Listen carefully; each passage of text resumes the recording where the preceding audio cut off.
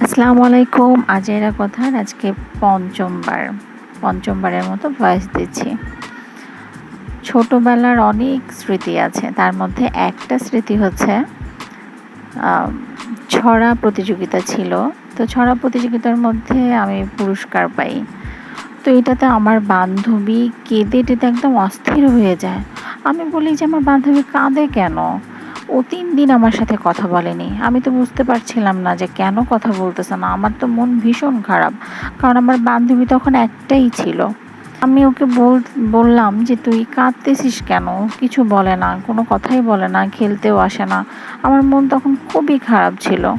কিন্তু একটু যখন বড় হলাম, বুঝলাম, তখন দেখলাম যে ও একটু অন্যরকম এবং আগের কথাগুলো মনে করলাম। তখন বুঝলাম ও তো সেদিন হিংসায় কাঁদছিল।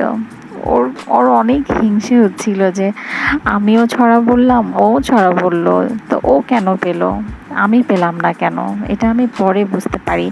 এবং ওই বান্ধবী শেষ অবধি ঐরকমই ছিল।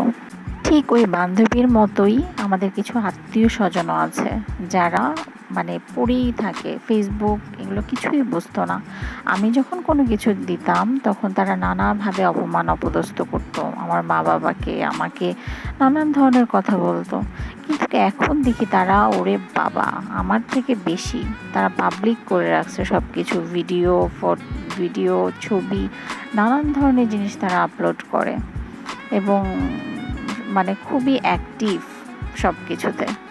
দেখে ভালোই লাগে, মজাও লাগে যে আহারে! আমাকে কত কথা শোনাইতো, কত কিছু বলতো। তো এগুলো ব্যাপার। আরও অনেক মজার কাহিনী আছে, অনেক কিছু আছে।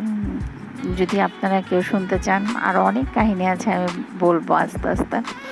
এই ধরনের আত্মীয়স্বজনের বিভিন্ন ধরনের অত্যাচার, বাবারে বাবা!